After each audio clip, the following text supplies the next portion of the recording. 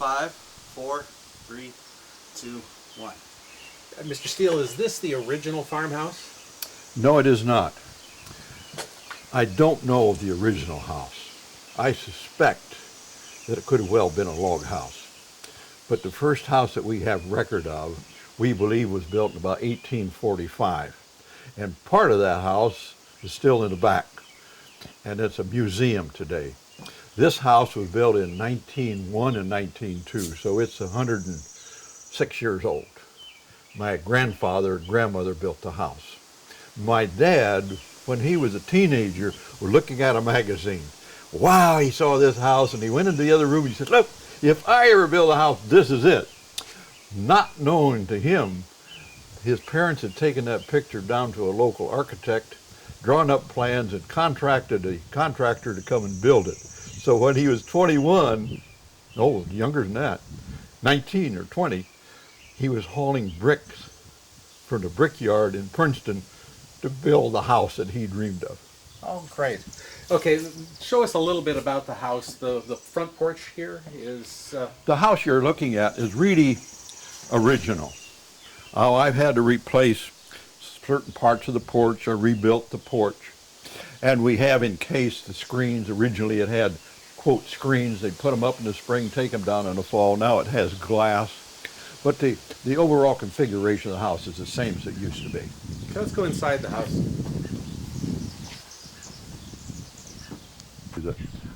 Should I turn those off or leave them on? To leave them on. Should I turn these Probably on? turn those on too.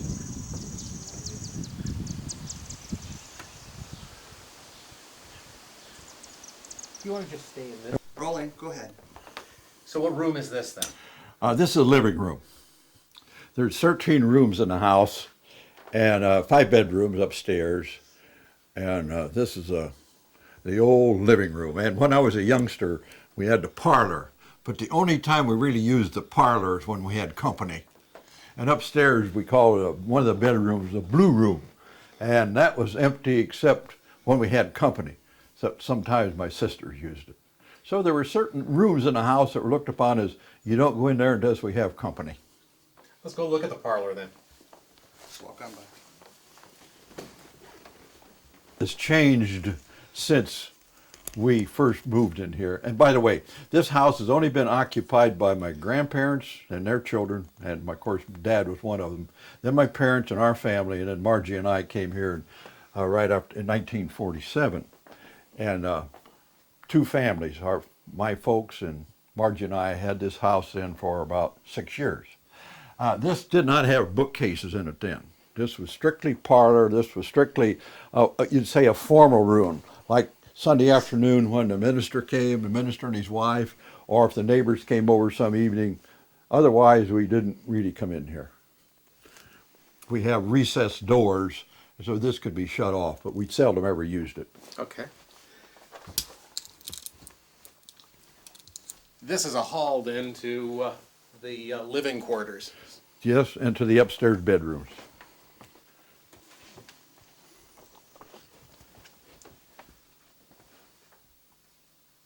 This was originally a bedroom. My grandmother had physical problems, and so my grandparents used this for a bedroom part of the time. And then in my father's in the last few weeks of his life, he stayed in here in a bed. He had cancer and was bedridden. And when Margie and I came in, we made this into an office. All right. Then let's go ahead and move into the dining room. Of course, as was true with many farm homes, as well as city homes in the villages, we all had dining rooms. Today, oftentimes, we'll have kitchen and dining room sort of together, but these are separate rooms. And there were 5 of us children in the family, and my grandmother lived with us, so there were 8 in the family. So it took a pretty good sized table to handle 8. And today, when our whole family gets together, this table will extend out. We can probably get about 15 or 16 people around the table. And you'll notice there are 2 fireplaces, one in here in the dining room, and one in the living room where we were to begin with. So the chimney has 4 flues. two for fireplaces, one for the furnace, and one for ventilation, and as well as a built-in china cupboard. And of course, back in the early days when I was growing up, the china cupboard had those dishes you used on Sunday or special occasion, and you didn't use them through the week. You had a different set in the kitchen.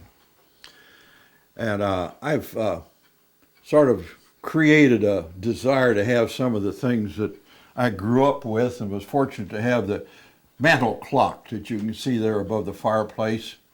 That mantel clock used to be in, quote, the old house sometime. Well, as a matter of fact, you pull a little drawer out in this clock. It said, bought October 13th, 1886. Cost $3.97, or almost exactly that. Well, fortunately, that was up in the attic from the time the house was built until we brought it down probably in the 50s. And I cherish it. All we had to do is clean it up and wind it up, and away it went. It's a chore to keep them going, but I enjoy the resonance of the old clocks. And this one also had an alarm clock on it, so it's original. And then one in the kitchen was a kitchen clock in the old house. That's about the only old things we have from the family. I see some of the Oriental art. Were those from your travels, or? No, they weren't from our travels with this clarification. We were fortunate to have two American Field Service daughters. The first was Akka van der Zeep. She came from Holland, and she lived with us a year under the American Field Service program, and this was 45, 50 years ago soon.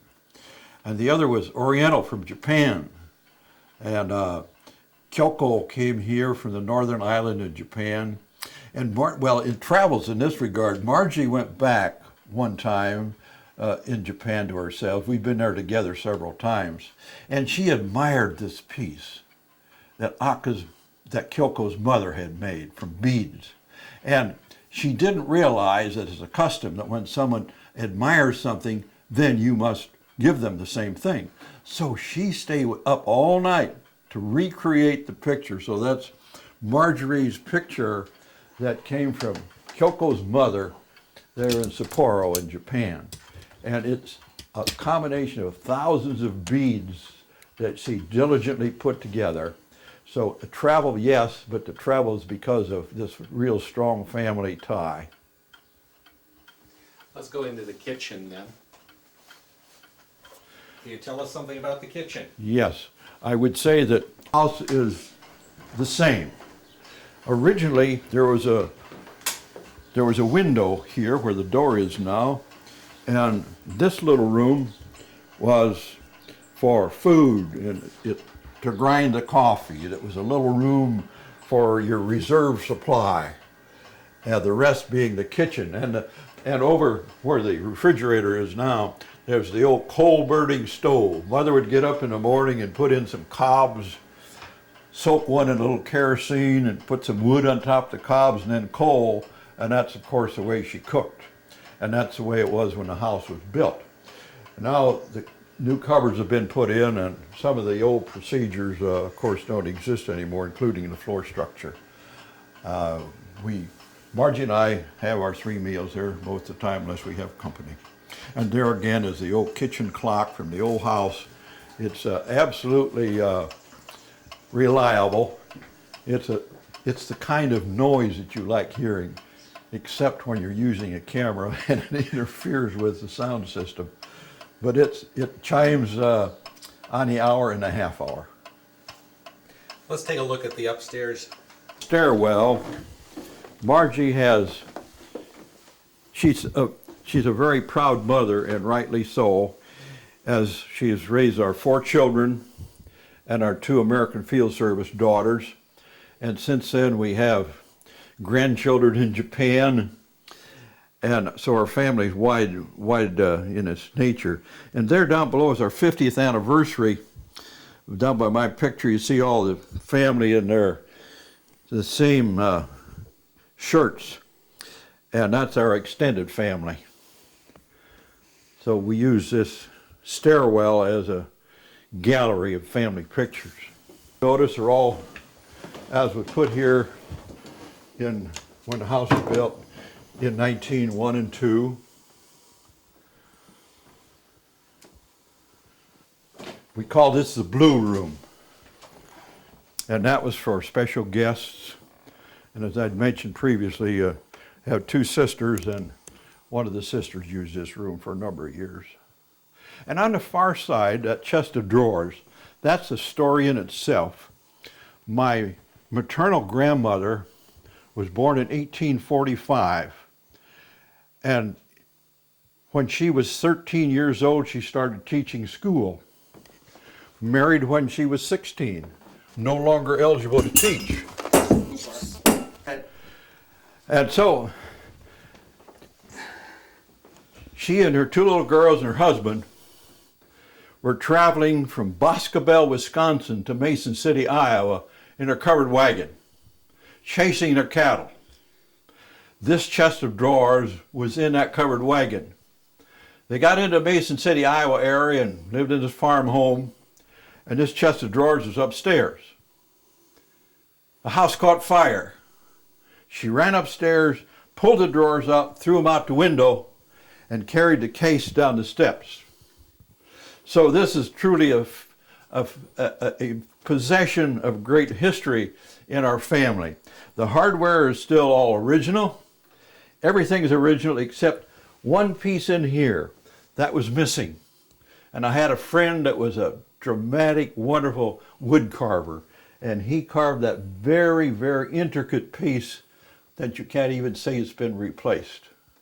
So, history, yes, this really is. The one thing I didn't mention, during their trip across the prairie, they smelled smoke.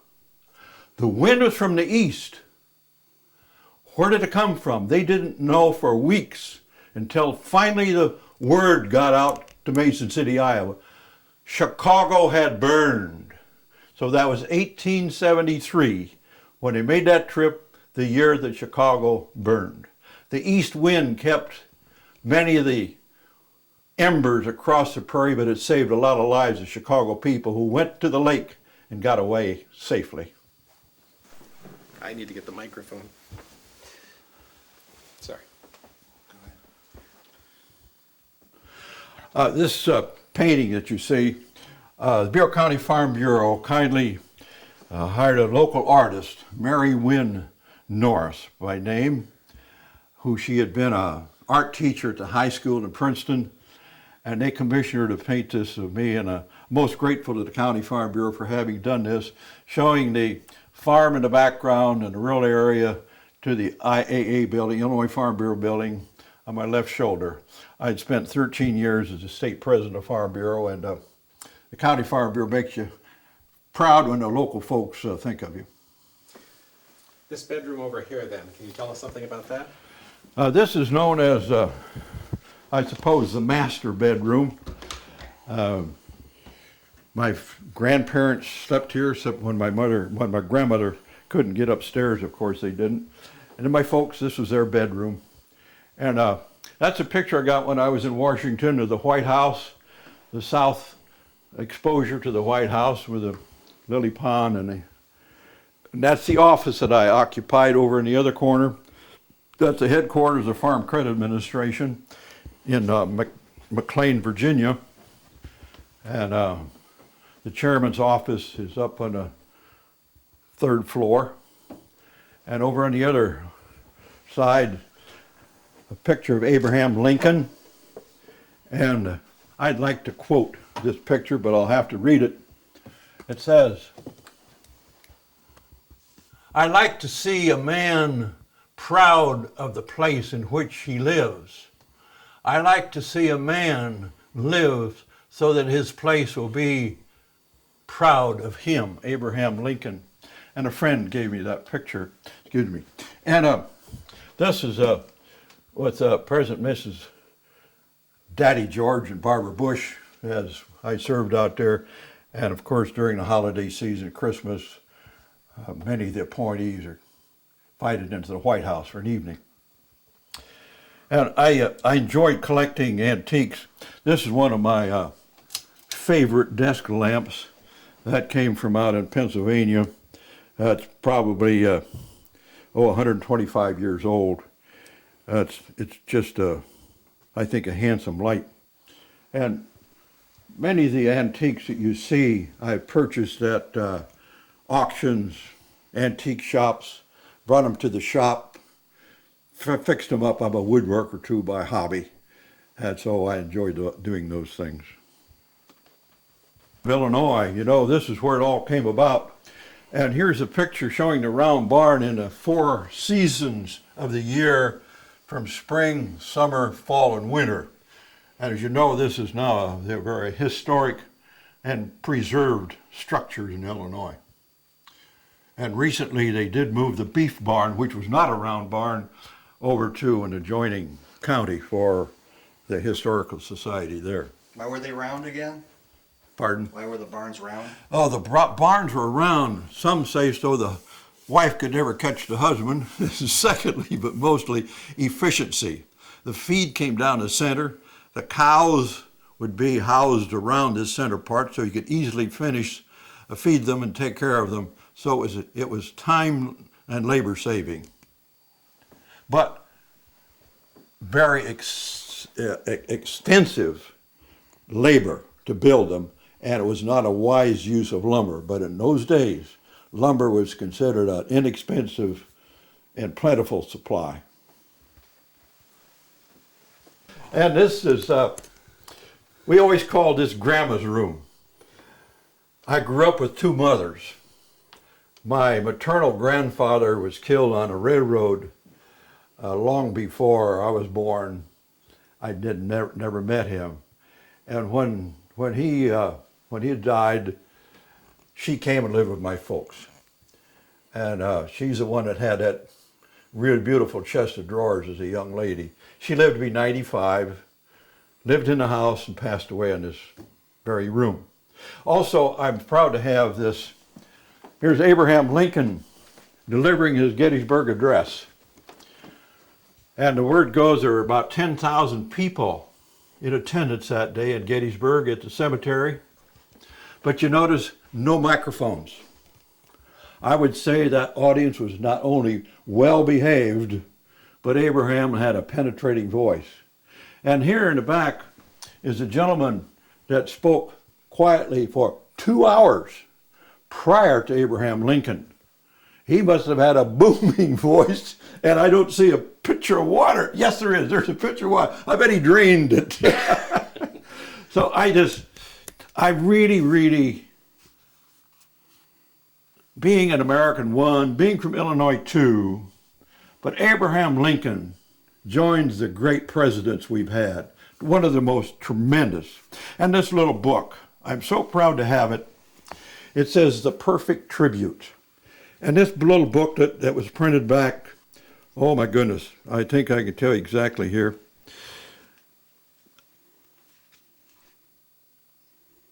Yes, 1906.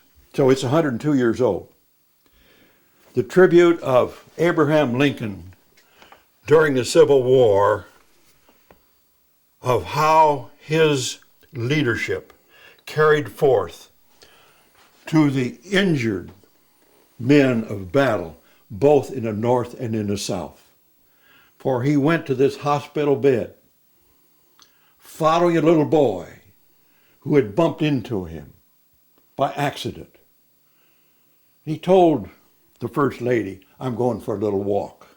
Well, that little walk turned into a longer walk. For as he went into that tent, following the delivery of the Gettysburg Address, that he felt was an absolute failure, because the history books say, when he gave his short address, there was stone silence. Not a hand clapped, because they were all so shaken by not only his words, but the brevity of the message. And so he went back to Washington feeling he had been an absolute, total failure in that address. And he had such high hopes for it. And so this next night, after returning to Washington, he told Mary, I'm going for a walk. And this little boy came around the corner and fell into him. He said, what's your trouble? Well, you're in my way. Well, can I help you? Nobody can help me. My brother's dying. My brother's dying. He's from the Southern Army and he's dying in that tent. And the president said, let's go visit your brother. And as he knelt down by the young man, he said, I came to this tent knowing I was going to die, but I saw an article in the paper. I'm from the South, and I didn't really like that man Lincoln, but I just read what he said. I read his very words. He is such a great man. Thank you. And do you know Mr. Lincoln? He says, well, I've heard of him. Well, do you know him very well? Yes, pretty well. Well, please tell him, thank you for me. And he died in President Lincoln's arms. And I just think that's a tremendous story of truth as it comes from a wounded soldier from the South. That's great.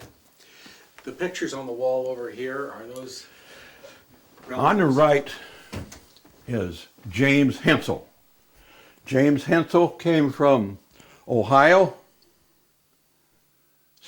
Pennsylvania, came from Pennsylvania in 1853.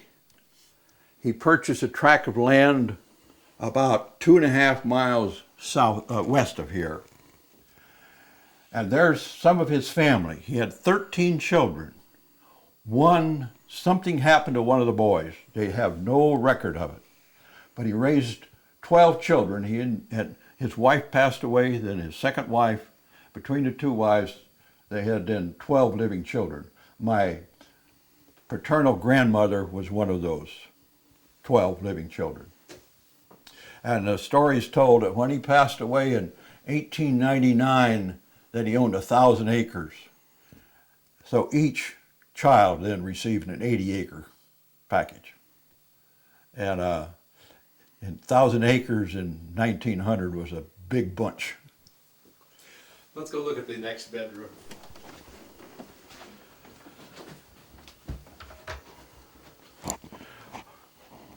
This was known as the North Room. And when Dad had a single helper on the farm, this is where the helper lived, hired man. And as then we boys were born and growing up, this became the boys' room.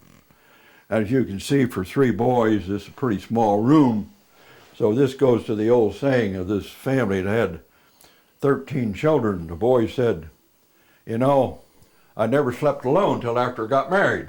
Well, we weren't quite in that condition, but we 3 boys did sleep here. There's a double bed and a single. And since that time then, one grandson stayed with us for a few years, and this was his room, and this is his picture as he was helping me one weekend when I got back from Bloomington, and there he had on a nail apron pounding some nails. He's now 34 years old and lives out in Phoenix. The kites, you notice several kites. These are Chinese kites. And I flew kites when I was a youngster, and when we were in China, when I was out there in 1978, I found these kites and put them in my luggage to bring back. They're silk, very nicely done, very beautiful. And that's one of the things you do, I guess, when you're traveling. You see certain things that catch your eye. And here's an abacus that I picked up in China. That was when we were there in 1998, when we went to Tibet and China. And a person that's proficient with an abacus can do it faster than if you have your own little machine of modern technology. Tell me a little bit about one of your trips to China took place when you were president of IAA. Was that business? Yes, that was business. It was the Illinois Trade Mission to China. That was 1978, the year that Mao Zedong died. Chairman Mao. And several things really struck home. Number one, every person that we saw in all of China was wearing a Mao suit, men and women. The women had their hair dyed in two little braids, short braids. And we went to Mao's tomb. And we were told, don't say a word.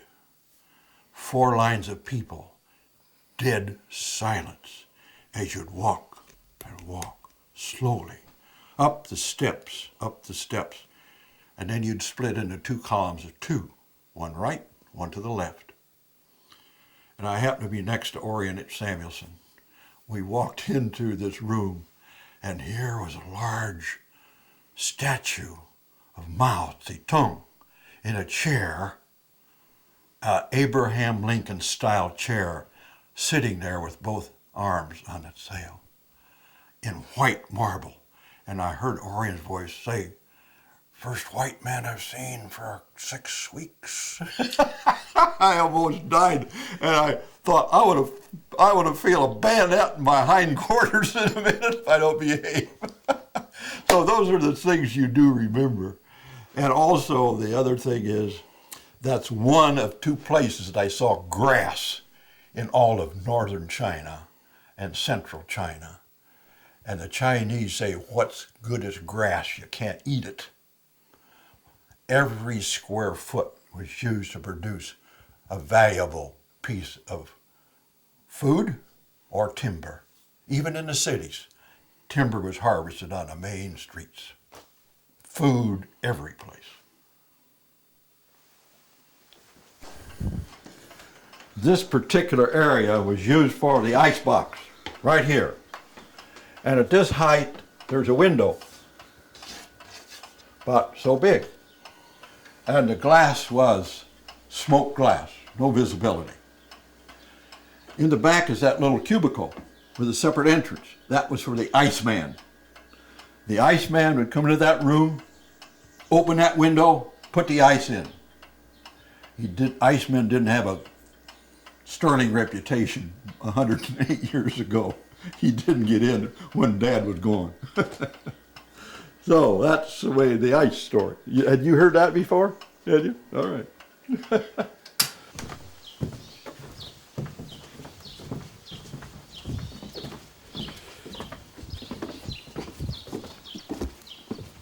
infamous grasshopper.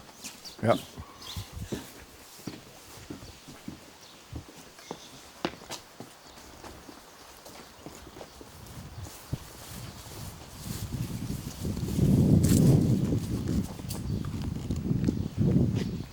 Can you tell us about this building back here?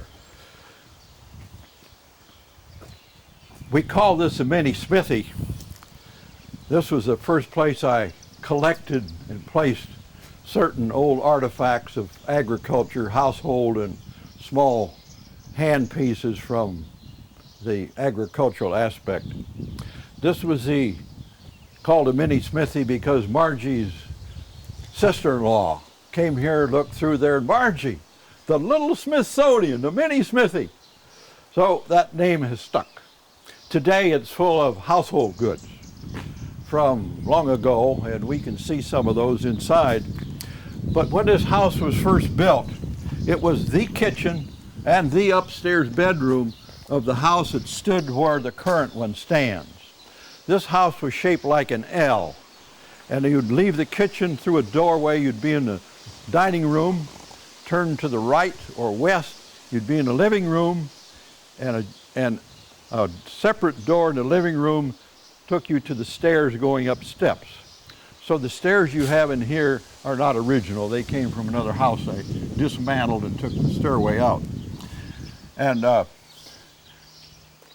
jacked this building up in 1900 on some sort of skids or wheels, winched it back with horses north, turned it 90 degrees to the west, and this porch was not in it. I added this porch when we decided to remove the coons that had gathered, and cleaned it out and made it into the current structure. When it was first changed from a single house to two houses, namely the other house was separated, it was moved about 60 feet to the north. That was used for the scale house and for machinery in the bottom, the binder, the old sulky plow, the cultivator, and upstairs was seed corn. You hang the seed corn up, let it dry, and in the spring you tip it and butt it and run it through the hand sheller and then run it through a grater to create your own seed. Farmers all gather their own seed then from the old open pollinated corn. So I added this porch only to put a little old-time appearance to it, but we think this original house was built in about 1845, as the sign would suggest. Let's go inside.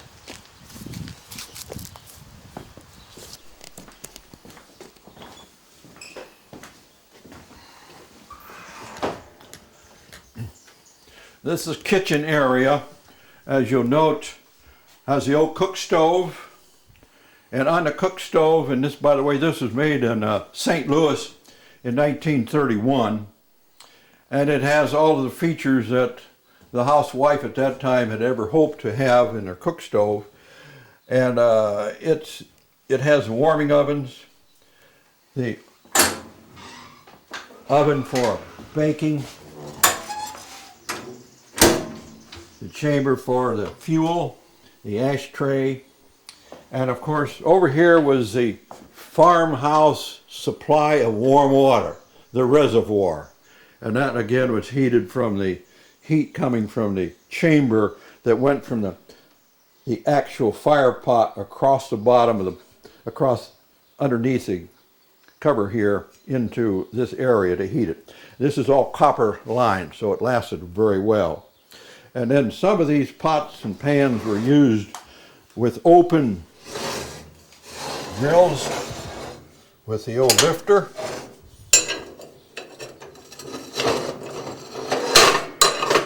And there you can see where the heat would go. It's only about 2 inches. And then some of them were just, for instance, here's the old important part of the kitchen. We're really seeing a lot of your collection. How long have you been collecting farm implements? And, about 35 years, seriously about 20 years. And it started with a cigar box full of things that we'll show you later.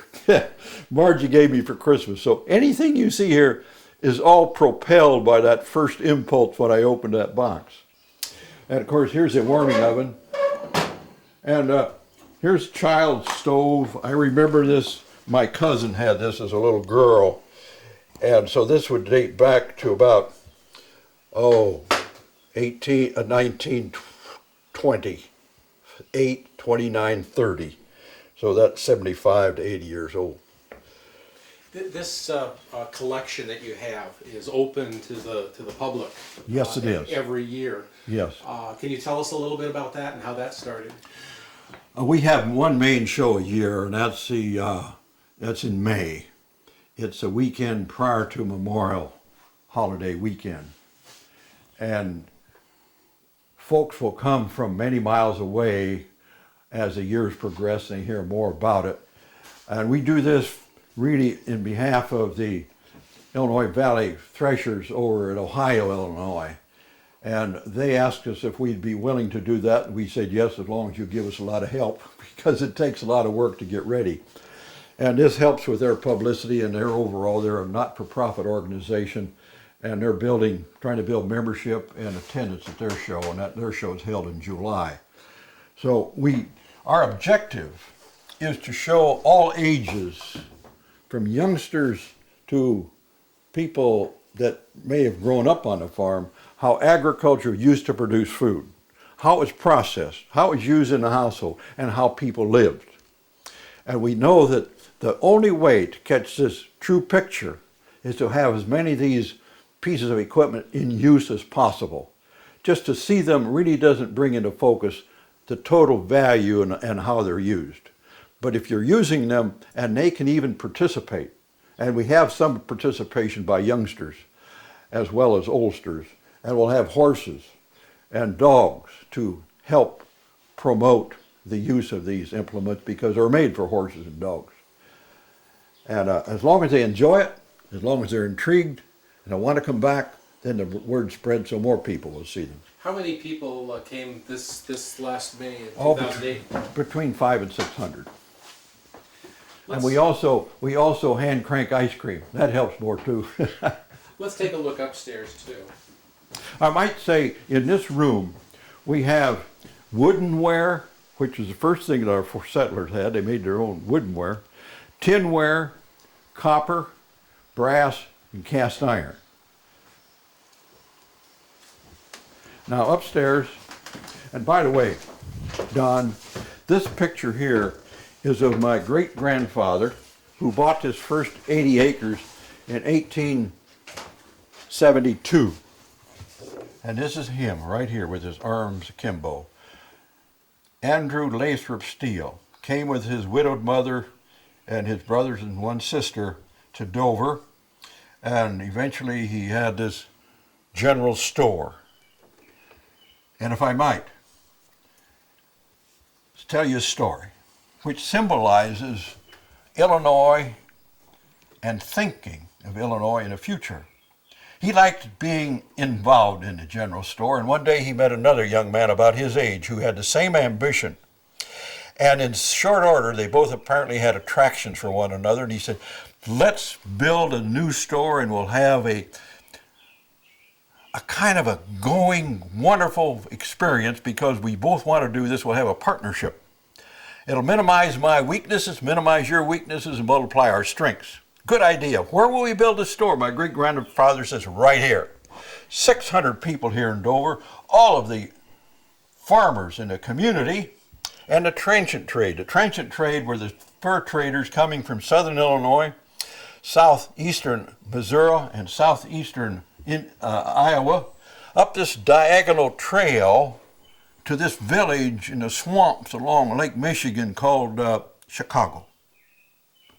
And the fur traders not only will bring us business, but the train's going to come. And when the train comes, we're going to have a real going business. Little did he know the politicians in Princeton were going to take the train that way and miss Dover. The other fellow said, well, you could be right. But I think there's really a future in Chicago. So grandfather built this store, his store in Dover, and Marshall Field went to Chicago and built his store. Well, that's essentially true as the annals of our history or our family. I do have a codicil to add to that.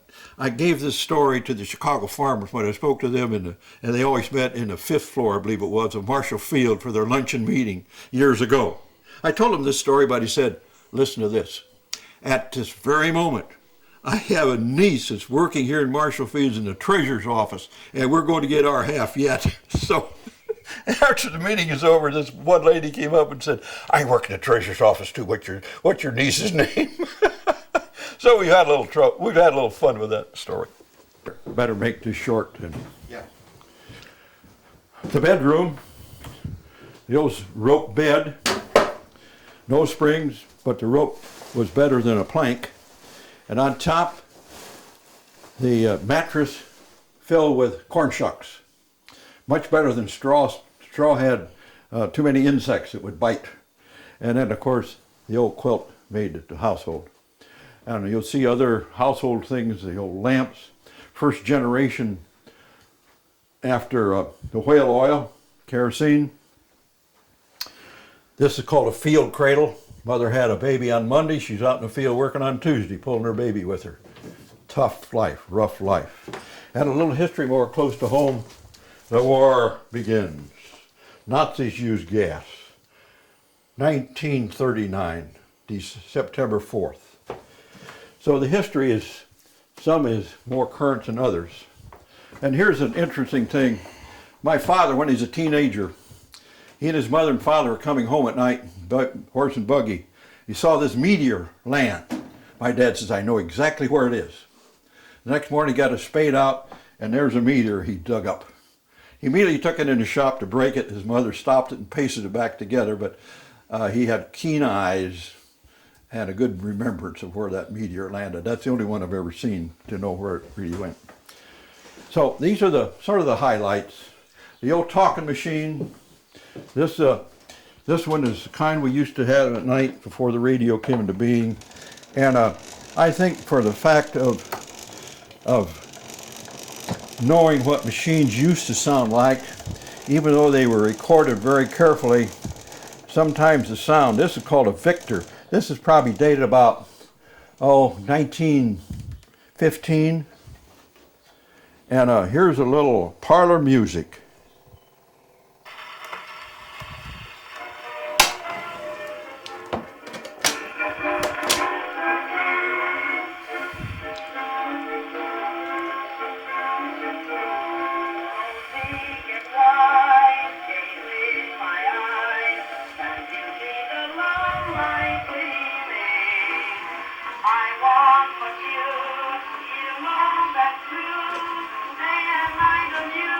Let's go ahead and out to the listen. Look at the